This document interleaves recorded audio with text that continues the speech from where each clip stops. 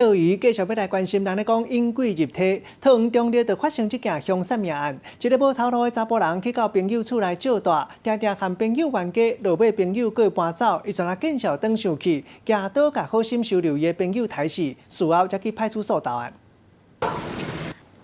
监视人员挂手录仔伫公寓内底收集证据，因为18号下晡，桃园中立的中路街发生命案，61岁姓陈的查甫人，予伊的朋友抬死。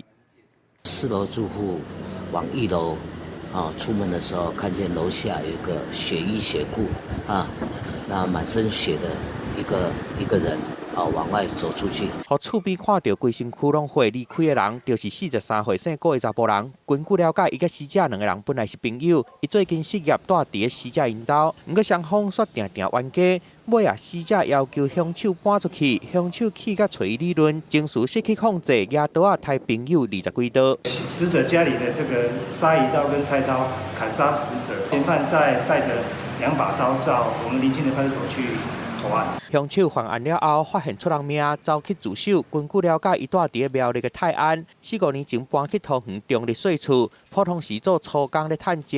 这回太师厝借予伊大的朋友，虽讲心内真后悔，毋过嘛是爱面对法律的制裁。记者综合报道。